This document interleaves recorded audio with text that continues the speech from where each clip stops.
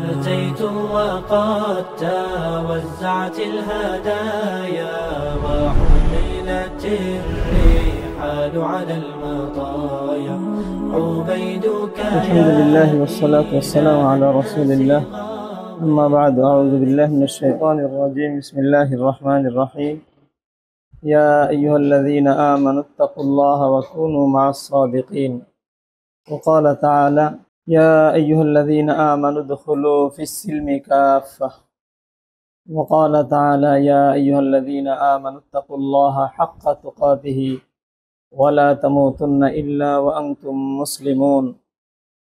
قال رسول الله صلى الله عليه وآله وسلم: بدأ الإسلام غريبا وسيعود غريبا كما بدأ فطوبى للغرباء.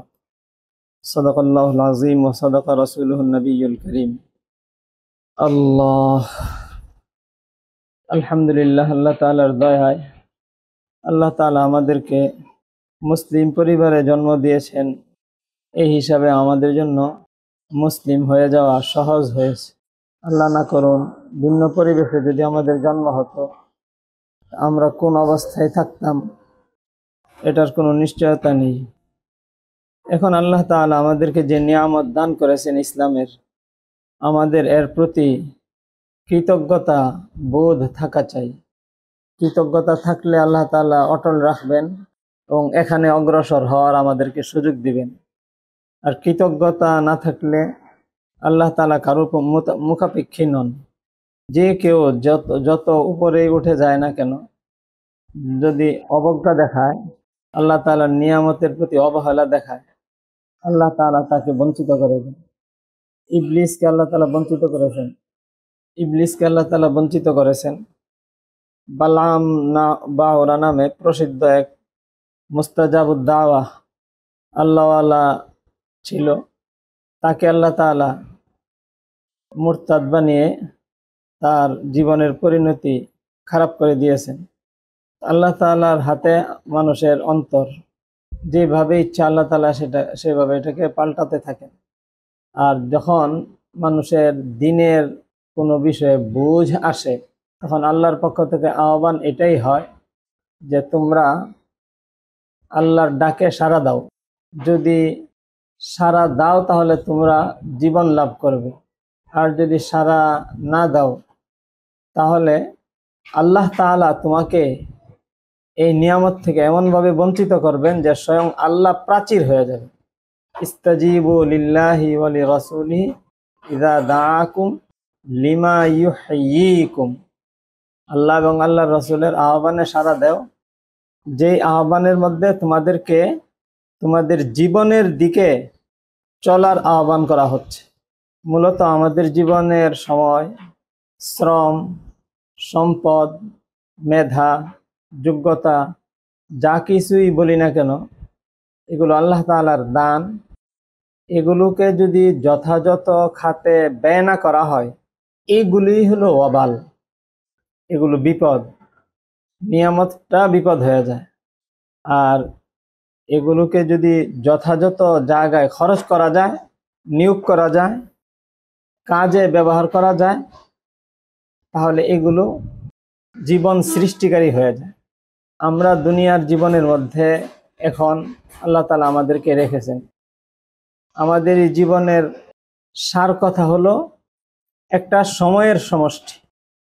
কিছু সময় বয়ে আমরা চলছি, এই সময়টুকু খরচ হয়ে যাবে, আমার জীবন শেষ। হায়াতুকা আনফাসুন তুআদ্দু। তোমার জীবন হলো কিছু সীমিত সংখ্যক শ্বাস প্রশ্বাসের সমষ্টি। কুল্লামা মাদা নাফাসুন ইনতাকাসতা মিনহা জুজআ। একটি শ্বাস তুমি ফেললে, একটি শ্বাস গ্রহণ করলে, এই প্রতি নিঃশ্বাসে তোমার জীবনের একটি অংশ তুমি হারিয়ে ফেললে, তুমি একটু জীবন হারিয়ে ফেললে। এইভাবে একটু একটু করে এক সময় দেখা যাবে আমার বরাদ্দে যেই পরিমাণ নিঃশ্বাস লিখিত ছিল, সর্বশেষটুকু শেষ হয়ে পড়েছে। এটাই আমার জীবন শেষ। এখন এই প্রতিটা নিঃশ্বাসের হিসেব আমাকে দিতে হবে। যদি আল্লাহর হুকুমের উপর আমার এই নিঃশ্বাসগুলো, আল্লাহর সন্তুষ্টির পথে আমার এই নিঃশ্বাসগুলো ব্যয় হয়ে থাকে, তাহলে সুসংবাদ, সে পুরা জীবনটাকে জীবন্ত করেছে, সে জীবনকে কাজে লাগিয়েছে। আর যদি এই নিঃশ্বাসগুলো আল্লাহর নাফরমানির পথে ব্যয় হয়, আল্লাহর অসন্তুষ্টির পথে ব্যয় হয়, আল্লাহর অপছন্দনীয় পথে ব্যয় হয়, তাহলে তার জীবনকে সে নিজে ধ্বংস করল। এই অংশটুকু মৃত। যেই অংশটুকু আল্লাহর হুকুম শূন্যভাবে, আল্লাহর অপছন্দনীয় ভাবে ব্যয় হয়েছে, জীবনের এই অংশটুকু মৃত। সে জীবিত থাকলেও মৃত, কারণ আল্লাহর হুকুম হলো রূহ। ইয়াসআলুনাকা আনির রূহ কুলির রূহু মিন আমরি রব্বি। আপনার কাছে রূহ সম্পর্কে তারা জানতে চাবে, আপনি বলুন রূহ আমার রবের আদেশ ঘটিত বিষয়। সহজ ভাষায় যদি আমরা বলি, রূহ হলো আল্লাহ তাআলার আদেশ। রূহ বলতে আমরা বুঝি কি? আত্মা, প্রাণ। তো কোনো দেহের মধ্যে যদি আত্মা প্রাণ থাকে, সেই দেহ জীবন্ত, তার থেকে মানুষ সুবিধা পাবে, সে বিভিন্ন কিছু সৃষ্টি করতে পারবে, বিভিন্ন কিছু ঘটাতে পারবে। আর কোনো দেহের মধ্যে যদি আত্মা, রূহ না থাকে, প্রাণ না থাকে, সেটা কোনো কিছু করতে পারবে না। শুধু এই পর্যন্তই নয়, বরং তার থেকে দুর্গন্ধ ছড়াবে। এটা মানুষের জন্য কষ্টের কারণ হবে, রোগ ব্যাধি এটা ছড়িয়ে দিবে, এটাকে সবাই ঘৃণা করবে। তো স্বাভাবিক আমাদের এই মাটি পানির দেহ, এর মধ্যে যেমন প্রাণ না থাকলে এটা মূল্যহীন হয়ে যায়, আমাদের এই জীবনের সময়, এই সবগুলো সময় মিলিয়ে যদি এটাকে আমরা একটা দেহ কল্পনা করি, তাহলে এই সময়গুলোর মধ্যে যদি আল্লাহ তাআলার হুকুম থাকে, আল্লাহ সন্তুষ্টির পথে এগুলো ব্যয় হয়, তাহলে পুরা এই দেহটা জীবন্ত। আর যদি তার মধ্যে রূহ না থাকে, তাহলে পুরা দেহটা মৃত। এর দ্বারা পৃথিবীবাসী কোনো কষ্ট ছাড়া আর কিছু পাবে না, মানুষের ক্ষতি ছাড়া কোনো উপকার হবে না। কিন্তু আমাদের অবস্থাটা অনেকের এমন হয়ে আছে, আল্লাহ আমাদেরকে মাফ করেন, যে কিছু অংশ তো আমাদের জীবিত, কিছু অংশ মৃত। তো কারো শরীরের মধ্যে যদি কিছু মৃত অংশ থাকে, যেমন শরীরে ফোড়া হয়, বিভিন্ন পাচড়া হয়, বা শরীরের কোনো অংশের মধ্যে ক্যান্সার হয়ে পচে যায় একটা অংশ, এই অংশটুকুর জন্য মানুষ কি পরিমাণ ব্যস্ত থাকে, কি পরিমাণ পেরেশান হয়ে যায়, কি পরিমাণ কষ্ট ভোগ করতে থাকে।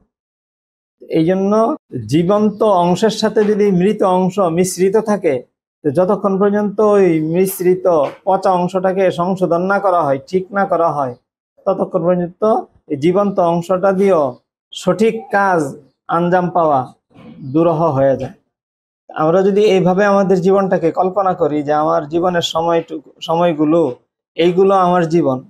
একজন মানুষের দেহের উপর কোনো আঘাত আসলে, এখানে কোনো সমস্যার সৃষ্টি হলে, অসুখ বিসুখ হলে, যেভাবে আমরা এর জন্য ব্যতিব্যস্ত হয়ে পড়ি, আমার দিনের ক্ষেত্রে, আমার প্রকৃত জীবনের ক্ষেত্রে, আমার এই সময়ের ক্ষেত্রে যদি এই ধরনের কোনো সমস্যা সামনে আসে, ব্যস্ততাটা আমাদের আরো বেশি হওয়ার কথা ছিল। এই জন্য ফিকির আমাদের আরো বেশি হওয়ার কথা ছিল। আমার জীবনকে আল্লাহ তাআলার হুকুম দিয়ে সাজানো। এই জন্য আল্লাহ তাআলা কোরআনে কারিমে বলেছেন, উদখুলু ফিস সিলমি কাফ। পুরো জীবনকে জীবন্ত করার ব্যবস্থা কি? আল্লাহর সামনে সম্পূর্ণ নিজেকে সমর্পণ করে দেওয়া। যতক্ষণ সে আল্লাহর সামনে সমর্পিত থাকলো, সে ততক্ষণ জীবন্ত। আর যখন সমর্পিত নেই, যেই অংশে সে সমর্পিত নেই, যেই অংশে সে আল্লাহর আনুগত্য বাদ দিয়ে, আল্লাহর সামনে সমর্পণ বাদ দিয়ে অন্য কোনো কিছুর দাবির উপর জীবন পরিচালনা করলো, সেই অংশের মধ্যে সে মৃত। এইভাবে আমরা প্রতিনিয়ত জীবন আর মৃত্যু এর মধ্যে দিয়েই সামনে অগ্রসর হচ্ছে। শেষ মুহূর্তে দেখা যাবে যে কেউ আলহামদুলিল্লাহ পুরো জীবনকেই জীবন্ত বানিয়ে সেই পরকালের চূড়ান্ত জীবনের দিকে হাসি মুখে দৌড়াচ্ছে, আর কেউ দেখা যাবে যে নিজের জীবনের বিভিন্ন অংশকে মৃত রাখার কারণে প্রকৃত জীবনের নাগাল যখন হাতের কাছে আসবে, সেখানে যখন যেতে চাবে, তার মধ্যে কষ্ট, পেরেশানি, টেনশন চলে আসবে, সে আর সেখানে যেতে চাবে না। কারণ সেই জীবনে গিয়ে জীবন্ত হওয়ার জন্য এই জীবনটাকে জীবন্ত রাখা এটা অপরিহার্য। সেই জীবনের সেখানের সুখ, শান্তি, আরাম এর সাথে কানেকশন পেতে হলে এখানে জীবনটা জীবন্ত থাকতে হবে। কারণ মৃত জীবন নিয়ে যদি সেই জীবনের মধ্যে কেহ গিয়ে পড়ে তাহলে সে সুখের কানেকশন আর পাবে না। এখানে যেই পরিমাণ আল্লাহর সামনে নিজেকে সমর্পিত রাখতে পারবে, জীবন্তদের মধ্যেও আবার বিভিন্ন স্তর থাকে, এটা আমরা জানি। সব মানুষের শক্তি সমান থাকে না, সবাই জীবিত। একজন হাসপাতালের বেডে শোয়া অসুস্থ রোগী, এখনো সে মৃত্যুবরণ করেনি, সেও জীবন্ত। কিন্তু যদি বলা হয় একজন লোক আমাকে দাও, কিছু কাজ আমার সাথে সে সম্পাদন করবে, তো কেউ ওই হাসপাতালের বেডে শোয়া রোগীকে নিয়ে আসবে না। কেন? সে কি একজন লোক নয়? কিন্তু সে লোক বটে, কিন্তু সে কাজের উপযোগী না। এই জন্য নিজের জীবনকে সে কর্মক্ষম বানানোর জন্য, কাজের বানানোর জন্য আল্লাহ তাআলার হুকুমের সামনে নিজেকে সেইভাবে শুধু ন্যস্ত করাই নয়, কষ্টের সাথে সেখানে নিজেকে আটকে রাখা, এটাও অপরিহার্য। ওয়াসবির নাফসাকা মাআল্লাযীনা ইয়াদউনা রাব্বাহুম বিল গাদাতি ওয়াল আশি, সকাল সন্ধ্যা মানে প্রতিনিয়ত প্রতি মুহূর্ত যারা আল্লাহ তাআলার ইবাদতের মধ্যে নিজেকে আবদ্ধ রেখেছে, তুমি তাদের মধ্যে নিজেকে আবদ্ধ রাখো। নিজেকে কার্যকরী বানানোর জন্য এটা হলো উন্নত ব্যবস্থা। আর কেউ যদি দিনের বিষয়গুলো দিয়ে নিজের জীবনকে জীবন্ত বানাতে পারে, তাহলে দুনিয়ার যত বড় উন্নতি অন্যরা করে ফেলুক, তার সাথে কাউকে তুলনাই করা যাবে না। আমরা আসলে দুনিয়ার জীবনে বর্তমান আছি কারণে এই ধোঁকার দুনিয়া আমাদেরকে এমন ভাবে প্রতারিত করে রেখেছে যে বাস্তবতাটা বোঝাই আমাদের জন্য কঠিন হয়ে যায়, আমল করা তো আরো পরে। আসলে দুনিয়ার বাস্তবতা কি? দুনিয়ার বাস্তবতা হলো, কাফের মুশরিকদের উক্তি হলো, এই দুনিয়ার জীবনটাই হলো জীবন, ইনহিয়া ইল্লা হায়াতুনা দুনিয়া। আর আল্লাহ তাআলার ঘোষণা হলো ওয়া ইন্নাদ দারাল আখিরাতা লাহিয়াল হায়াওয়ান, আখিরাতের জীবনই প্রকৃত জীবন। তাহলে দুনিয়ার জীবন কি? মাতাউল গুরুর, এটা ধোঁকার জায়গা। আল্লাহ তাআলা যেখানে এটাকে ধোঁকার জায়গা বলেছেন, আসলে এই দুনিয়ার মধ্যে প্রতারিত হবে না, ধোঁকা খাবে না এমন কেউ থাকা অসম্ভব। কোনো না কোনো পর্যায়ে সবাই একটু না একটু ধোঁকার মধ্যে। আল্লাহ তাআলা যাদেরকে হেফাজত করেছেন, আল্লাহর মুখলাস আল্লাহ তাআলা যাদেরকে নির্বাচন করেছেন, তারা হয়তো এর থেকে কি করে যান, বেঁচে যান। কিভাবে ধোঁকা? একটু আমরা হিসাব মিলিয়ে দেখি। রাসূল সাল্লাল্লাহু আলাইহি ওয়াসাল্লাম বলেছেন, কেউ যদি কোরআনের একটি হরফ পাঠ করে, মান ক্বারা হারফাম মিনাল কুরআনি ফালাহু হাসানা, কোরআনের একটি হরফ পাঠ করলে সে একটি নেকি পায়। ওয়াল হাসানাতু বিআশরি আমসালিহা, আর একটি নেকি কমপক্ষে 10 গুণে বৃদ্ধি পায়। যে কোনো নেকি কেউ করে, এটা কয় গুণে বৃদ্ধি পায়? 10 গুণে বৃদ্ধি পায়। আর একটি নেকির মূল্য পুরা পৃথিবীর সমুদয় সম্পদ, খাবার দাবার, তারপরে নিজেদের যৌন চাহিদা পূরণ, মর্যাদার যে মানুষের একটি সুখ অনুভূতি আছে, সম্মান পেলে, মর্যাদা পেলে, পরীক্ষায় পাশ করলে, চাকরিতে জয়েন করতে পারলে, আরো দুনিয়ার যত আনন্দের বিষয় আছে, সারা পৃথিবীর এই সবগুলোকে যদি একত্রিত করা হয়, তাহলে যেই পরিমাণ সুখ, যেই পরিমাণ আনন্দ, যেই পরিমাণ উল্লাস, যেই পরিমাণ বিনোদন হবে, একটা নেকি দিয়ে এর চেয়ে বেশি পরিমাণ ভোগ করবে মুমিন জান্নাত। এই জন্য মুমিন দুনিয়ার এই ছোটখাটো, এই তুচ্ছ আনন্দ, বিনোদন, হাসি ফুর্তি, এগুলো থেকে নিজেকে কিন্তু গুটিয়ে রেখেছে। সেই তুলনায় কাফের মুশরিকরা এগুলো দুনিয়ার মধ্যে ভোগ বেশি করেছে, তাই নয়? মুমিনদের যেন এই আক্ষেপ না থাকে, এই জন্য আল্লাহ তাআলা হাসরের মাঠে পুরা পৃথিবীর স্বাদগুলোকে একত্রিত করে একটা রুটি বানাবেন। পুরা পৃথিবীর যত কি আছে, স্বাদ আছে, আমের মধ্যে স্বাদ আছে, আপেলের মধ্যে স্বাদ আছে, আনারসের মধ্যে স্বাদ আছে, কাঁঠালের মধ্যে স্বাদ আছে, দুধের মধ্যে স্বাদ আছে, গোশতের মধ্যে স্বাদ আছে, তারপরে প্রেসিডেন্ট হওয়ার মধ্যে স্বাদ আছে, মন্ত্রী হওয়ার মধ্যে স্বাদ আছে, নেই? এই মর্যাদার স্বাদ, খাবারের স্বাদ, যৌন সম্ভোগের স্বাদ, যত ধরনের আহ্লাদ আছে, সবগুলো দিয়ে কি বানাবেন? সবগুলোর স্থূল বস্তুগুলো নিবেন না, শুধু কি নিবেন? আনন্দটুকু নিবেন। সেটা নিয়ে কি বানাবেন? একটি রুটি। পুরা পৃথিবী দিয়ে একটি রুটি বানাবেন। আর এটা কাফেরদেরকে দেখিয়ে এটা মুমিনদেরকে দিবেন যে তোমরা এটা খেয়ে ফেলো। জান্নাতে দিবেন না এটা, কারণ দুনিয়ার স্বাদ এটা এমন নিকৃষ্ট ধরনের যেটা জান্নাতে ভোগ করার উপযোগী না। এই জন্য হাসরের মাঠে এটা মুমিনদেরকে দেওয়া হবে, মুমিনরা এটা খেয়ে ফেলবে। তখন কাফিররাও দেখবে যে আসলে প্রকৃত স্বাদ দুনিয়ারটাও কারাই পাইল, মুমিনরাই পাইল। আমরা যারা এর পিছনে ছুটলাম আমরা কিছুই পেলাম না। একজনের ভাগে কতটুকু পড়েছে পুরা পৃথিবীর স্বাদের? কতটুকু পড়েছে বলে? যারা একেবারে সারা পৃথিবীর মধ্যে সবচেয়ে সুখী যেই লোকটা কল্পনা করি, সেই লোকটা স্বাদের কতটুকু পেয়েছে? কিছুই পাই না। আরে বিনিময়ে সে কি পাবে? জাহান্নাম। হাদিসে রাসূল সাল্লাল্লাহু আলাইহি ওয়াসাল্লাম বলেছেন, পৃথিবীর সবচেয়ে সুখী ব্যক্তিটাকে যদি জাহান্নামের 500 বছর রাস্তা দূরে দিয়ে ঘুরিয়ে আনা হয় আর জিজ্ঞেস করা হয় যে দুনিয়ার মধ্যে তুমি কেমন অবস্থায় ছিলে, কেমন সুখে ছিলে, সে বলবে আমি সুখ কি চিনি না। মানে সুখে সে সবচেয়ে বেশি সুখী ছিল, আমরা ধরে নিলাম লোকটাকে, কিন্তু সে সুখ এমন ভাবে ভুলবে, সুখ কোনো নামে কোনো বস্তু আছে এটাই সে চিনবে না। আর পৃথিবীর মধ্যে তুলনামূলকভাবে সবচেয়ে কষ্টে যেই মুমেন্ট ছিল, কোন একজন মুমেন্ট এমন হবে তো যে যার চেয়ে কষ্ট আর কেউ করে নাই, সর্বদিক দিয়ে সে সবচেয়ে বেশি কষ্টে ছিল, সেই মুমেন্টকে জান্নাতের 500 বছর রাস্তা নিকটবর্তী নেওয়া হবে। এখনো আরো দূরত্ব কতটুকু রয়েছে? 500 বছর রাস্তা দূরে রয়েছে জান্নাত।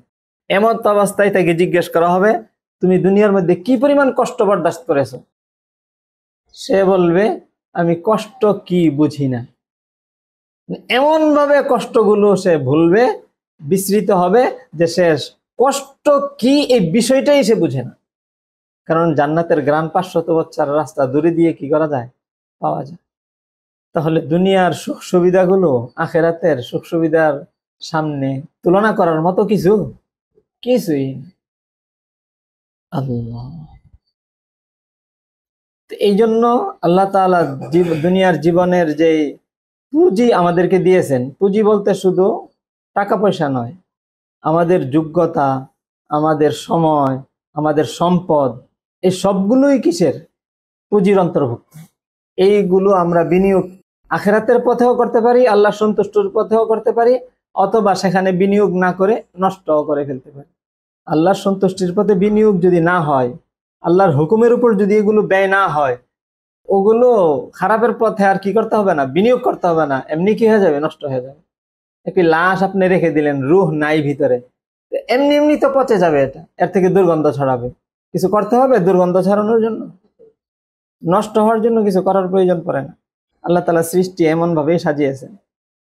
আল্লাহ তাআলা আয়াতের মধ্যে বলেছেন যে তোমরা উদখুলু ফিস সিলমি কাফা, ইসলামে প্রবেশ করো পরিপূর্ণভাবে।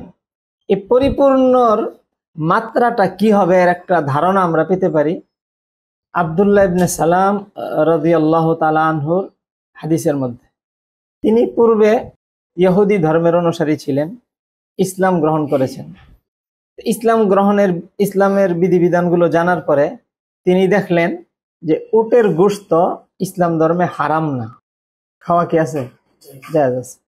আর পূর্বের ধর্ম ইহুদি ধর্মের মধ্যে উটের গোশত হারাম ছিল। তিনি ভাবলেন, ভালো চিন্তাই, কিন্তু তিনি ভাবলেন যে আমি ইসলাম গ্রহণ করেছি, উটের গোশত খাওয়া তো ফরজ না, আর আগে পূর্বের ধর্মে আমরা এই উটের গোশত কি করতাম না, খেতাম না, সুতরাং আমি উটের গোশত খাবো না। নিজে নিজে ভেবেছেন এটা। এর দ্বারা তিনি ওই আল্লাহ তাআলার বিধান পালনকেই উদ্দেশ্য করেছেন যে পূর্বের ধর্মটাও আমার ঠিক থাকলো, আর ইসলাম ধর্মেরও কোনো কি হলো না, বিরোধিতা হলো না, ইসলামের বিপরীত তো কিছু করা হলো না আমার দ্বারা। কারণ উটের গোশত খাওয়া কি ফরজ? কেউ উটের গোশত না খেয়ে যদি মারা যায়, তাকে জিজ্ঞেস করা হবে যে উটের গোশত হালাল ছিল, খাওনি কেন? সমস্যা নেই। এতটুকু অবস্থান আল্লাহ তাআলা এটাকে ইসলাম পরিপন্থী আখ্যায়িত করেছে, যে সম্পূর্ণ সমর্পণ। ইসলাম গ্রহণ করেছ, অন্য মুসলিম উটের গোশত যেভাবে না খায়, তুমি যদি সেভাবে না খাও তাহলে ঠিক আছে, কিন্তু এই বুজুর্গের ধারণা নিয়ে, এই ধর্ম পালনের ধারণা নিয়ে যদি উটের গোশত না খাও, যে এর দ্বারা তোমার ধর্ম পালনটা আরো মজবুত হচ্ছে, তাহলে এটা ইসলামে প্রবেশ করা হয়নি। ইয়া আইয়ুহাল্লাযীনা আমানু উদখুলু ফিস সিলমি কাফা, হে ঈমানদাররা তোমরা ইসলামে প্রবেশ করো পরিপূর্ণভাবে। এখনো পরিপূর্ণ হয়নি। হাশরের মাঠে মুসলিমরা উঠবে, সালাতওয়ালারা সালাত নিয়ে, যাকাতওয়ালারা যাকাত নিয়ে, হজওয়ালারা হজ নিয়ে, তিলাওয়াতওয়ালারা তিলাওয়াত নিয়ে। কিন্তু আল্লাহ তাআলা এই সবের বাহ্যিক অবয়বের চেয়ে দৃষ্টি দিবেন তার অন্তর্নিহিত অবস্থার দিকে। যার সালাতে, যার সিয়ামে, যার হজে, যার যাকাতে, যার তিলাওয়াতে যেই পরিমাণ সমর্পণ ছিল, সে সেই পরিমাণ ফল পাবে। পরিমাপ, বাহ্যিক পরিমাপের চেয়ে কোয়ান্টিটি বলে, তাই না? এর চেয়ে আল্লাহ তাআলা দেখবেন ভিতরের কোয়ালিটিটা কার উন্নত হয়েছে। আর এই কোয়ালিটি উন্নত হবে কিসের মাধ্যমে? সমর্পণের মাধ্যমে। যে যত বেশি সমর্পিত ছিল সে তত বেশি ফল পাবে, আল্লাহ তাআলার কাছ থেকে পুরস্কার পাবে। ইসলাম দিয়ে আল্লাহ তাআলা বিচার করবেন হাশরের মাঠে। ইসলামের অর্থ কি? আমরা ভুল অর্থ বলি, ইসলামের অর্থ হলো শান্তি। ইসলামের অর্থ হলো সমর্পণ, আল্লাহর সামনে নিজেকে সমর্পিত করে দেওয়া। আমার মনের চাহিদার মুআফিক হোক অথবা চাহিদার বিপরীত হোক। আল্লাহ, বিস্তারিত আলোচনা করার তো সুযোগ কম, তবে এই সমর্পণের একটা উদাহরণ আমরা যদি আসলাফের জীবন থেকে নেয়ার চেষ্টা করি। আয়েশা রাদিয়াল্লাহু তাআলা আনহা, তিনি হজের সফরে বেরিয়েছেন। রাসূল সাল্লাল্লাহু আলাইহি ওয়াসাল্লামের তিরোধানের পর এই ঘটনা। হজের সফরে বেরিয়েছেন। তারা হজের সফর থেকে মদিনায় ফিরার আগেই মদিনার মধ্যে সেই দ্বন্দ্ব বেঁধে গেল। ওসমান রাদিয়াল্লাহু তাআলা আনহুর শাহাদাতের ঘটনা ঘটে গেল। ইতিহাস আমরা যারা জানি তারা তো বুঝবো বিষয়টা। আয়েশা রাদিয়াল্লাহু তাআলা আনহা সরাসরি মদিনায় না ফিরে কোথায় চলে গিয়েছিলেন? বাসরায়। সেখানে মুসলিমদের হেডকোয়ার্টার ছিল, সেনাবাহিনী ছিল সেখানে। যেহেতু বাসরা তখন সীমান্ত শহর, আর মুসলিম সেনাবাহিনী আসলে তো দেশের ভিতরে তাদের কোনো কাজ নেই, যুদ্ধই তাদের ছিল কি কাজ, এই জন্য সীমান্তে ছিল। ওখানে তিনি চলে গিয়েছিলেন যে মুসলিমদের মধ্যে যেন কি করতে পারেন। পরে আয়েশা রাদিয়াল্লাহু তাআলা আনহা ব্যক্ত করেছেন যে আমি এখানে এসেছি মুসলমানদের মধ্যে যেন কোনো দ্বন্দ্ব না বাজে, কোনো ঝগড়া না বাজে, কোনো কি না হয়, ফাসাদ সৃষ্টি না হয়, ইসলাহের জন্য আমি এসেছি। তাই বুনাইয়া আল ইসলাহ বাইনান নাস। আলী রাদিয়াল্লাহু তাআলা আনহু জিজ্ঞেস করেছিলেন যে আপনি এখানে কেন চলে আসলেন? তখন তিনি বলছেন যে মানুষের মধ্যে কি করার জন্য? ইসলাহ করার জন্য। এতদ সত্য, তেনার নিয়ত সহি ছিল না? এতদ সত্য আয়েশা রাদিয়াল্লাহু তাআলা আনহা যখন কোরআনে কারীমের এই আয়াতে আসতেন, ওয়াকারনা ফি বুয়ুতিকুন্না ওয়ালা তাবাররাজনা তাবাররুজাল জাহিলিয়াতিল উলা, যে নারীদের প্রতি আল্লাহ তাআলার নির্দেশ হইল যে তোমরা তোমাদের গৃহে অবস্থান করো, মূর্খ যুগের নারীদের মতো নিজেদেরকে প্রদর্শন করে বেরিও না। আসলে আয়েশা রাদিয়াল্লাহু তাআলা আনহা বাসরায় গেছিলেন কি নিজেকে মূর্খ যুগের নারীদের মতো প্রদর্শন করার জন্য? না, ইসলাহের জন্য। কিন্তু তারপরও বাহ্যিক আল্লাহ তাআলার যে বিধান, কারনা ফি বুয়ুতিকুন্না, নারীরা তোমরা কি করো? ঘরে অবস্থান করো। বাস্তব ইতিহাস এটাই যে আয়েশা রাদিয়াল্লাহু তাআলা যদিও ইসলাহের জন্যই বাসরায় গিয়েছিলেন, কিন্তু যাওয়ার কারণে কি ফল ভালো হয়েছিল? পরিণতিটা, বাহ্যিক পরিণতিটা ভালো হয়েছিল না? আলী রাদিয়াল্লাহু তাআলার সাথে জঙ্গে জামাল যুদ্ধ সংঘটিত হয়েছিল। ঘটনা প্রেক্ষাপট এমন অবস্থায় গিয়ে দাঁড়িয়েছে যে যুদ্ধ হয়েছিল, তাই নয়?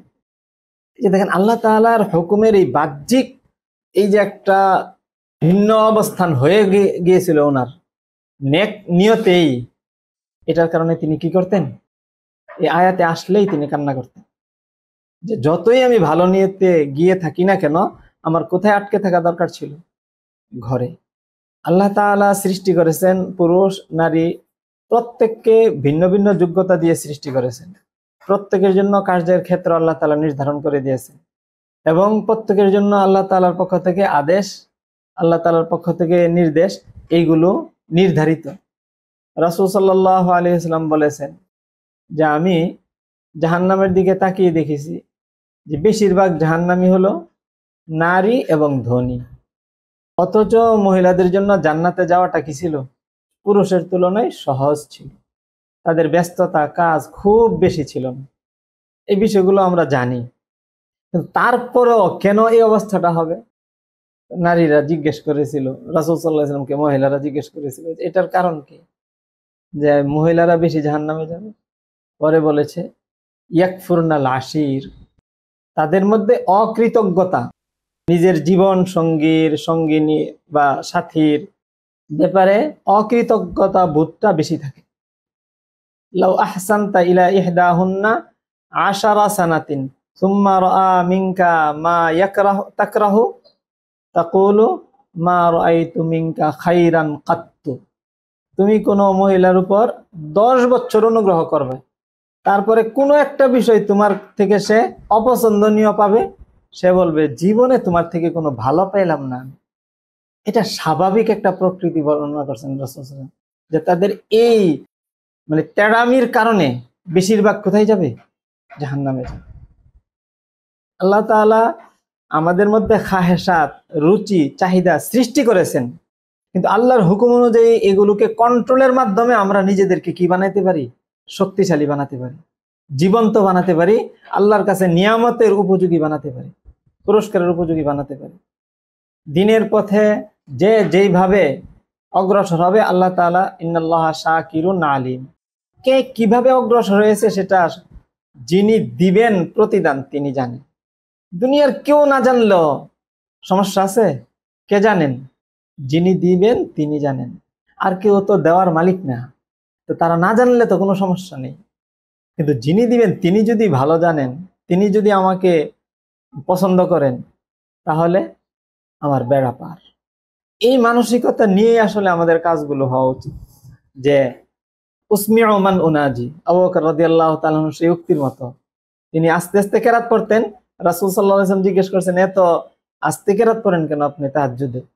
তিনি উত্তর দিয়েছিলেন যে যাকে শোনাইতে চাই, যার সাথে আমি গোপনে আলোচনা করতেছি, কথা বলতেছি, তাকে তো শুনিয়েই বলতেছি উসমিউ মান উনাজি। আসলে স্বাভাবিক কাজকর্মে আমাদের অনুভূতিটা এটা হওয়া উচিত যে যার থেকে পুরস্কারের আশাবাদী আমি তার সামনে বিষয়টাকে কি করব? উন্নত করব। এই মানসিকতার যদি হয় তাহলে আলহামদুলিল্লাহ আমার এখানে সমর্পণ পাওয়া গেল, ইনশাআল্লাহ আল্লাহর কাছ থেকে বড় পুরস্কারের কি করতে পারি? আশা করতে পারি। এই জন্য উদাহরণ দিয়েছিলাম ইবলিসের এবং কার? বালাম বাওরার, যে তারা বাধ্যত আল্লাহর অনেক কিছু করেছে, কিন্তু সেই মাত্রার সমর্পণটা কি ছিল না। এক পর্যায়ে এসে তাদের নফস আল্লাহর কাছে নিজেকে সমর্পিত হওয়া থেকে তাদেরকে আটকে দিয়েছে। তারা কার আনুগত্য করে ফেলেছে? নফসের। ইবলিসও ধ্বংস হয়েছে কিসের আনুগত্য করে? তার নফসের আনুগত্য করে। বালাম বাউরাও ধ্বংস হয়েছে কার আনুগত্য করে? নিজের নফসের আনুগত্য করে। আমাদের ভিতরেও সেই নফস বিদ্যমান, তাই সেই নফসটা শক্তিশালী থাকে যখন তার চাহিদা পূরণ করা হয়, আর সেই নফসটা দুর্বল হয় যখন তার চাহিদার বিপরীতে চলা হয়। আল্লাহর হুকুম পালন করতে গিয়ে যে যত বেশি কষ্ট করে তার নফসটা তত বেশি দুর্বল হয়ে যায়। মৃত্যু পর্যন্ত এই নফসটা মরে না, কিন্তু কি হয়ে থাকে? দুর্বল হয়ে থাকে। কারো মধ্যে নফস দুর্বল থাকে, কারো মধ্যে নফস শক্তিশালী থাকে। কেউ নফসকে কন্ট্রোল করতে পারে, কেউ নফসের কন্ট্রোলে চলে যায়, কিন্তু কারো নফস কি করে না? মরে না। এটাকে দুর্বল বানায় রাখা এটাই কাম্য। কোন সুযোগ সে পেলে আবার কি করবে? দীর্ঘদিন থেকে আমি দুর্বল বানিয়ে রেখেছিলাম, আবার তাকে একটু পানির ছিটা দিলাম, আবার গজিয়ে উঠবে। তার স্বভাবই এটা। এই জন্য প্রতিনিয়ত তার ব্যাপারে সচেতন থাকা, যে কোন সময় সে জেগে ওঠে, কোন সময় সে জীবন্ত হয়ে যায়, কোন সময় সে ফুলে ফেপে ওঠা শুরু করে দেয়। এই জন্য তাকে দমিয়ে রাখা। আল্লাহর হুকুম পালন করতে গিয়ে মানুষ যেই পরিমাণ কষ্ট বেশি করতে থাকে, সেই পরিমাণ নফসটা দমিত থাকে, সে দুর্বল থাকে।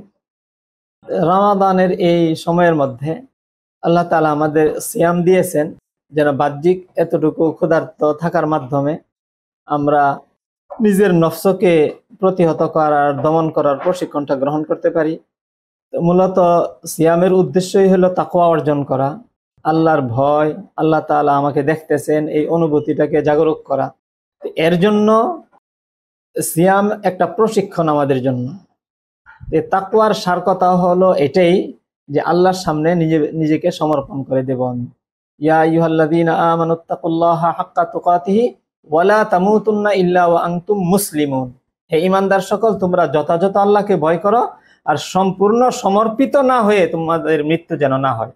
অর্থাৎ ভয় এর পরিণতি এটা হওয়া উচিত যে তুমি সমর্পিত হয়ে পড়েছো আল্লাহর নিকট। আর এই ভয় এর প্রশিক্ষণই হলো সিয়াম।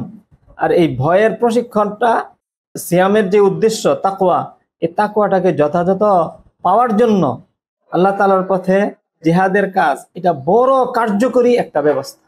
বর্তমান পৃথিবীতেও জিহাদের এই কাজটা, এটা সারা পৃথিবীর কাফের মুশরিক আল্লাহর শত্রু, এমনকি মুসলিম নামধারী অবুঝ বা মুনাফিক শ্রেণী, তাদের কাছেও এটা ঘৃণিত। যারা এর সাথে জড়িত হচ্ছে, নফসের সাথে তাদের বিশাল মোকাবেলা করতে হচ্ছে। ছোটখাটো মোকাবেলা করিয়া লোক জিহাদের সাথে কি হতে পারবে না, জড়িত হতে পারবে না। হ্যাঁ, রোজা রাখতে পারবে, সালাত আদায় করতে পারবে, যাকাত দিতে পারবে, তিলাওয়াত করতে পারবে, সেই সবগুলোর সাথে জড়িত হতে পারবে বিভিন্ন ধরনের নফসের কন্ট্রোলকারী ব্যক্তিরাই। কিন্তু নফসের একটা বড় মাত্রায় কন্ট্রোল যার না থাকবে, সে জিহাদের সাথে কি হতে পারবে না, জড়িত হতে পারবে না। কারণ এখানে জড়িত হলে সারা পৃথিবীর বিরাগ বাজন হয়ে যায়। বস্তুত তারাই প্রকৃত মুসলিম। হাদিসে রাসূল সাল্লাল্লাহু আলাইহি ওয়াসাল্লাম বলেছেন যে বাদা আল ইসলাম গরীবান ফাসায়াউদু গরীবান কামা বাদা ফাতুবা লিল গুরাবা। ইসলাম শুরুতে অবস্থাটা এমন ছিল, যারা ইসলামে আসতো সারা পৃথিবীর বিরাগ বাজন হয়ে যেত তারা। এমন একটি সময় আসবে যখন ইসলামে যারা প্রবেশ করবে সারা পৃথিবীর বিরাগ বাজন হয়ে যাবে। তো পরিপূর্ণ ইসলামের বিধানগুলো ধরার জন্য আল্লাহ তাআলা নির্দেশ দিয়েছেন। আব্দুল্লাহ ইবনে সালামের ঘটনা উল্লেখ করেছিলাম যে এখন দেখেন, যারা ইসলামের পরিপূর্ণটুকু গ্রহণ করেনি, আংশিক গ্রহণ করে আছে, তাদের প্রতি এই পরিমাণ কষ্ট আছে, তাদের নফসের এই পরিমাণ বিরোধিতা করতে হয়। কিন্তু পরিপূর্ণ যারা ইসলামকে গ্রহণ করেছে জিহাদ সহ, তাদের নফসের বিরোধিতাটা কোন পর্যায়ের? আল্লাহর নির্দেশ কি এমন পরিপূর্ণ মুসলিম হও, এটা নয়, না আংশিক মুসলিম হও। আল্লাহর নির্দেশ এটা যে তোমরা পরিপূর্ণ মুসলিম হও, জিহাদ সহ তোমরা মুসলিম হও, জিহাদ শূন্য মুসলিম হও না। আর এই জিহাদের কাজের মাধ্যমে আল্লাহকে যে সে সত্য ইলাহ মানে, এই বিষয়ের সত্যায়ন হয়। এই বিষয়ের কি হয়? সত্যায়ন হয়। মিনাল মুমিনিনা রিজালুন সাদাকু মা আহাদুল্লাহ। মুমিনদের মধ্যে কিছু পুরুষ এমন রয়েছে, কিছু ব্যক্তি এমন রয়েছে যে আল্লাহর সাথে তারা যা প্রতিজ্ঞা করেছিল সেটা সত্য করে দেখিয়েছে। এই আয়াত আল্লাহ তাআলা অবতীর্ণ করেছেন উহুদের শহীদদের ব্যাপারে। অর্থাৎ আল্লাহর পথে যারা জীবন দিয়ে দিয়েছে, তারা নিজেরা সত্যবাদী সাব্যস্ত করেছে নিজেদেরকে। গাজওয়ায়ে তাবুকে 3 জন সাহাবী অংশগ্রহণ করেননি।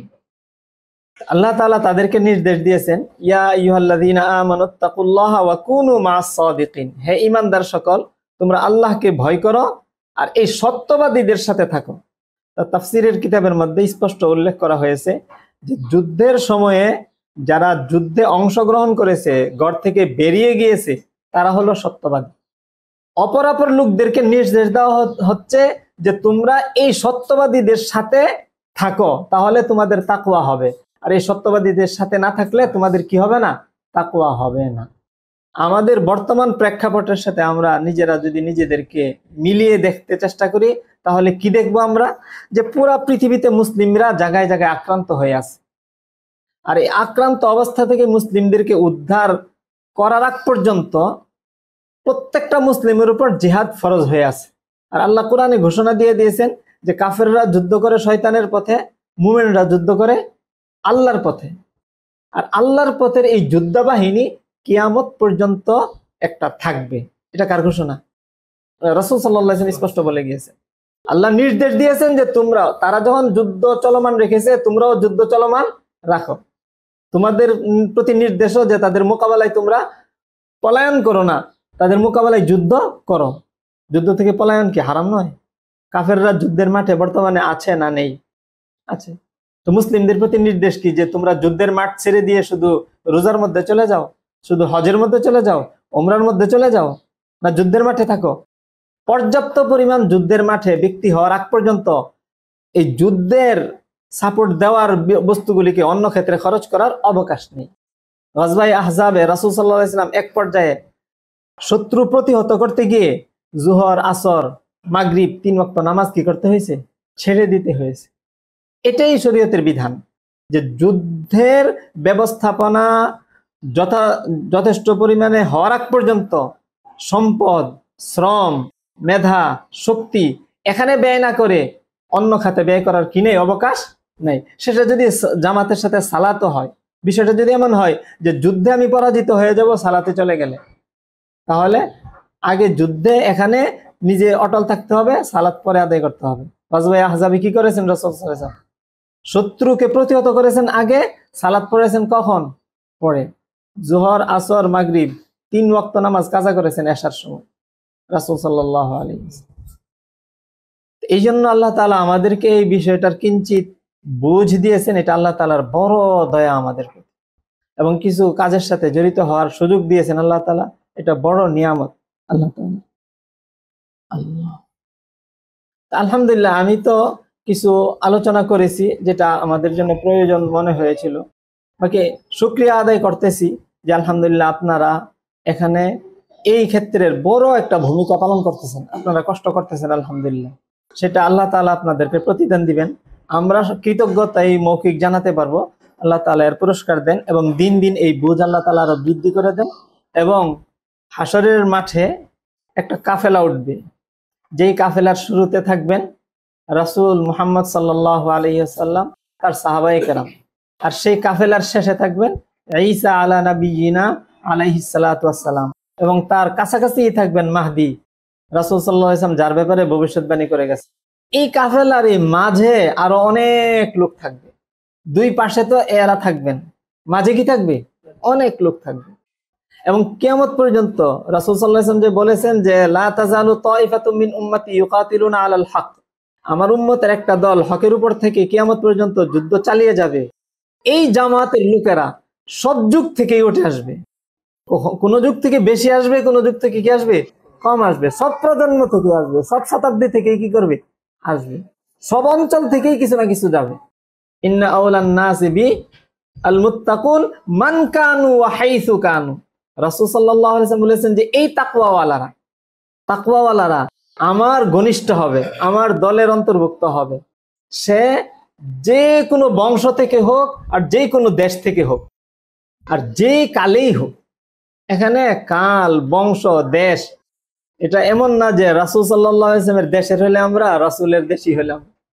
ইসলামের দেশ এটা কোনো জায়গার দেশ না, এটা কি পুরা পৃথিবী মুসলিমদের কি দেশ। আন্নাল আরদা লিল্লাহ, পৃথিবী কার? আল্লাহ। তো মুসলিমদের দেশ কোনটা? পুরা পৃথিবী আমার দেশ। এই জন্য আমি যে দেশেই থাকি আমি রাসূল সাল্লাল্লাহু আলাইহি ওয়াসাল্লামের দেশের লোক, তাই নয়? পুরা পৃথিবীর যে সময়ের মধ্যেই থাকি আমি কার? রাসূল সাল্লাল্লাহু আলাইহি ওয়াসাল্লামের দেশের সময়ের লোক। কারণ রাসূল সাল্লাল্লাহু আলাইহি ওয়াসাল্লাম কি বলেছেন? যেখানে যখনই সে থাকুক, যে মুত্তাকি হবে সে কি হবে? আমার ঘনিষ্ঠ হবে। তা আলহামদুলিল্লাহ ওই কাফেলার আশা করা যায় যে আল্লাহ তাআলা যদি আমাদেরকে আমলের উপর অটল রাখেন, আমরা সেই কাফেলার সাথে হাসরের ময়দানে ইনশাআল্লাহ উঠব। এখন সেখানে নিজেদের পারফরমেন্স, নিজেদের যোগ্যতা, নিজেদের উন্নত অবস্থান কে কতটুকু বেশি দেখাতে পারি, এই জন্য আমাদের প্রতিযোগী হওয়া উচিত। আর এই প্রতিযোগিতায় থাকতে গিয়ে দুনিয়ার কি আসলো না আসলো, কি হারালাম না হারালাম, এগুলো আমাদেরকে টেনশন দেওয়ার কথা। দুনিয়ার এই যারা লাভ করেছে বিশাল বড় বড় পদ, বিশাল বড় বড় মর্যাদা, সম্মান, এদের কোনো খবর থাকবে সেই সময়? লিমিসলি হাযা ফালইয়ামালিল আমিলুন, এই ধরনের নিয়ামতের জন্য যারা কাজ করতে যায় তারা যেন কি করে? কাজ করে। আমি নিজের জীবনকে, এই জন্য আবু তাহের মিসবাহ রাহিমাহুল্লাহ দামাত বারাকাতুহুম, আল্লাহ তাআলা ওনার হায়াতকে আরো বরকতময় করেন, আরো দীর্ঘ করে দিন। তিনি একটি কথা বলেছেন যে আমরা দিনের জন্য অনেকে তো অনেক কিছু কুরবানি করে, ত্যাগ স্বীকার করে, ছেড়ে দেয় বড় কিছু পাওয়ার জন্য, তাই নয়? তিনি বলেছেন যে আমরা আমাদের সন্তানকে, আমাদের সন্তানের কেরিয়ারকে, আমাদের সন্তানের ফিউচারকে, আমাদের সন্তানের সম্ভাবনাকে আমরা কুরবানি দেই আল্লাহর দ্বীনের জন্য। এটা যদিও উনি মূলত বলেছেন কওমি মাদ্রাসার ছাত্রদেরকে লক্ষ্য করে। সাধারণত কওমি মাদ্রাসায় পড়লে দুনিয়ার কোনো কেরিয়ার তার হয় না, তাই নয়? কিন্তু দিন হারাতো সে হয় না। এটা বলতে গিয়েই তিনি বুঝিয়েছিলেন যে সাধারণ মানুষে চিন্তা করে আমার ফিউচার কি হবে, আমার ভবিষ্যৎ কি হবে, তাই নয়? আমি কতটুকু উন্নতি করতে পারবো, আমার ভিতরে কি পরিমাণ সম্ভাবনা আছে, এই সম্ভাবনাটা যদি আমি কাজে লাগাতে না পারি আমি এত ব্রেনি, এত শিক্ষিত, এত উন্নত, এটা যদি দুনিয়ার কোনো একটা দেখানোর মতো অবস্থানে নিয়ে যেতে না পারি, তাহলে তো আমার কি হলো, আক্ষেপের বিষয় হয়ে গেল। বিষয়টা এমন না? তো তিনি বললেন যে না, আমাদের এই সম্ভাবনা, আমাদের এই যোগ্যতা, আমাদের এই শক্তি, এটাকে আমরা মাটির সাথে মিশিয়ে দিব। কিসের জন্য? আল্লাহর দ্বীনের জন্য। এখানে কিছু হতে পারলাম না, কিন্তু আমার ঈমান ঠিক থাকলো, আখিরাতের প্রতি আমি অগ্রসর থাকতে পারলাম, এটাই আমার কি গৌরব, এটাই আমার সম্মান, এটাই আমার মর্যাদা। সেই দিন বোঝা যাবে যে কে মর্যাদাবান, কে মর্যাদা সম্মান। আল্লাহ তাআলা আমাদেরকে এই বিষয়গুলি উপলব্ধি করার তৌফিক দান করেন।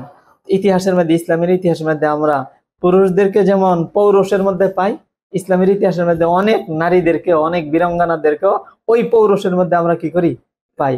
আলহামদুলিল্লাহ এই যুগেও কিছু আলহামদুলিল্লাহ আল্লাহ তাআলা সৃষ্টি করতেছেন, যাদের মধ্যে যেই পরিমাণ বাহ্যিক যোগ্যতা বেশি, তারা যদি নিজের জীবনকে দ্বীনের জন্য কোরবানি দেয়, তাহলে আল্লাহর কাছেও সে সেই পরিমাণ কি হবে, মর্যাদাশীল হবে, এটা আশা করা যায়। খিয়ারুকুম ফিল জাহিলিয়া খিয়ারুকুম ফিল ইসলাম। মূর্খ যুগে যারা বেশি শক্তি সামর্থ্যবান, বেশি সম্ভাবনাময় ছিল, তার এই সম্ভাবনাকে যখন ইসলামের জন্য সে কোরবানি করে দিয়েছে, ইসলামের মধ্যেও তার মর্যাদা কদর বেড়ে যায় না। ওমর রাদিয়াল্লাহু তাআলা আনহু মূর্খ যুগে কি ছিলেন? বিশাল বড় বীর বাহাদুর ছিলেন, শক্তিশালী ছিলেন, দাপটি লোক ছিলেন। ইসলামে আসার পরে কি হয়েছে? এখানেও বিশাল, আল্লাহ তাআলা যদি চান বড় মর্যাদা নিয়ে তিনি যাননি। এই জন্য আমাদের এই যোগ্যতাগুলো আল্লাহ তাআলা দিয়েছেন কিসের জন্য না? দুনিয়ার এই পচা গান্দা দুনিয়ার জন্য শেষ করে দেওয়ার জন্য না, এগুলো দিয়ে আখিরাতের সেই নিয়ামত অর্জনের জন্য। আল্লাহ তাআলা আমাদেরকে সেই তৌফিক দান করেন, আমরা আমাদের সবগুলো সম্ভাবনা যেন আখিরাতের পথে কুরবানি দিয়ে সেখানের বড় মর্যাদা অর্জন করে ফেলতে পারি। সুবহানাল্লাহি ওয়া বিহামদিহি, সুবহানাল্লাহিল আযীম, সুবহানাকাল্লাহুম্মা ওয়া বিহামদিকা, আশহাদু আল্লা ইলাহা ইল্লা আনতা, আস্তাগফিরুকা।